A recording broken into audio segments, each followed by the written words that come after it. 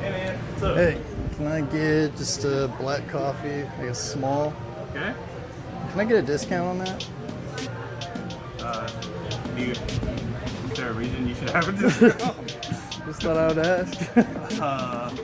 You know what? That's pretty gutsy, man. So yeah, that's legit. This was an uncomfortable challenge I did as a form of exposure therapy. The whole purpose of this was to get myself more comfortable being rejected, or more comfortable asking for something I thought I knew for sure I would get rejected for. I was recently the keynote speaker at Indiana University Southeast Mental Health Summit, and somebody asked me a question at the end of my talk. Have you ever experienced something unexpected from doing one of these uncomfortable challenges? So thank you to that person who gave me the idea for today's video, which is to share some cool / unexpected things that have happened to me while practicing exposure therapy via uncomfortable challenges. My personal friend and mindset coach Jeremy Green challenged me to go out and ask for a discount for no reason at all. I decided to go to this small coffee shop that I pass almost every day, but had never gone in there before. I was a little bit nervous about it and honestly fully expected the cashier to completely reject my offer of asking for a discount on some coffee. But as you saw, that's not what happened. To my surprise, they actually gave me the discount and I was in shock. Done that rejection type of challenge quite a few times. I've never had anybody ask me why I should get a discount.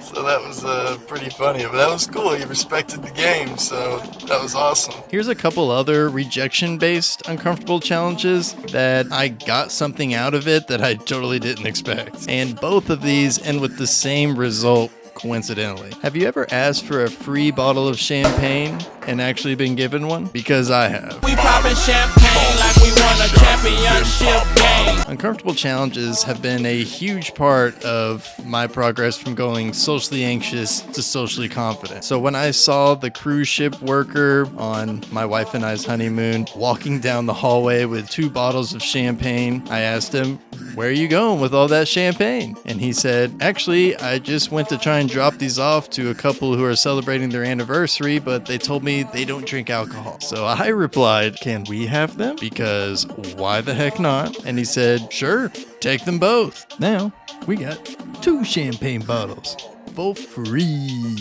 Here's an important question to ask yourself. What would have happened if he told us no? Absolutely nothing. The cruise ship worker would have forgotten about this interaction within minutes. My wife and I would have just continued having fun on the cruise ship. But since I did ask, I have 2 bottles of champagne! And if you're wondering why I still have these same 2 bottles, it's because one is being saved for our 10-year anniversary, and then the other is being saved for a personal career milestone of mine. But this isn't the only time that I've received a free bottle of champagne. My wife and I stayed at a hotel for our anniversary a few years ago, and I just had this feeling that I should go and do an uncomfortable challenge. So I asked the person at the front desk while we were checking in if we could have something for free since it's our anniversary. And I could feel my wife's uncomfortableness when I asked this. He answered by saying, "Would you like a complimentary bottle of champagne?"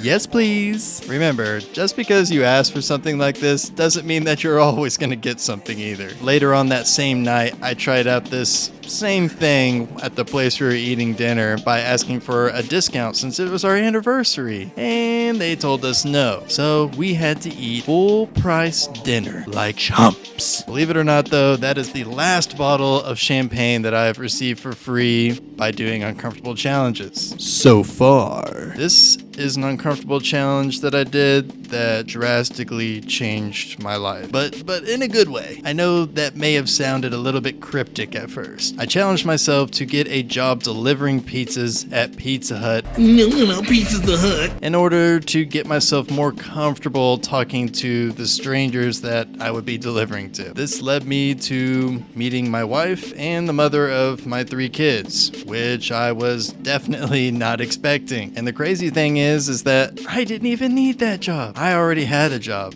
I literally just got the second job just to help with my anxiety. And like I said, it led to this. This was definitely the most impactful result from an uncomfortable challenge. And who knows, maybe you'll meet the love of your life from doing exposure therapy. That's the beauty of doing this, is that you never know what's gonna happen. And I always just choose to let that excite me. The next one isn't as impactful as, finding my wife and kids, but it happened during the same time period. Do you ever feel like people are negatively judging you based on your appearance? Because I did all the time. In order to train my brain to stop constantly thinking people were judging me, I started wearing crazy socks while delivering pizzas in shorts. Important note, I started wearing tall crazy socks before it became a trendy thing that most guys do now. Not saying that I started the trend, but yeah, I'm a trendsetter. I honestly expected people to make fun of me for wearing these socks. You're a loser! That wasn't the case at all. I had so many people come up to me at work complimenting on my socks. Those are really cool. Where did you get those? Not only that, but it became something that people actually looked forward to when they knew they had a shift with me. What socks does Kyle have on today? I was shocked by how friendly and nice everyone was to me. And it wasn't just with my coworkers. I started receiving compliments from people that I was delivering to, almost every time it seemed like. And it felt really good. And I can't prove this, but I think it may have led to me getting better tips. And nothing's better than that sweet, cold, hard cash. Speaking of money, I think most of you would agree that asking people for money, especially strangers, is pretty uncomfortable. So I started asking people to give me money, because why not? Well, not really. No, I'm just kidding. Well, kind of. I used to run a podcast with my friend Jeremy that I talked about earlier, and after interviewing somebody who told us about how they quit their job in accounting to go climb Mount Everest, we decided we wanted to go climb Mount Everest too, but not to the very top, because it costs at bare minimum, 50 grand to climb Mount Everest, along with the possibility that you might die. So that was kind of off the table for us. But we did want to climb to the first base camp of Mount Everest with the guy that we interviewed, which was going to cost each of us about $5,000. Neither one of us had that money lying around per se, so we had this idea that we were going to record a podcast at the top of the base camp and claim it to be, the highest podcast ever recorded, in which people could sponsor us. So we started reaching out to very large companies asking if they would sponsor us. One of the companies that we reached out to was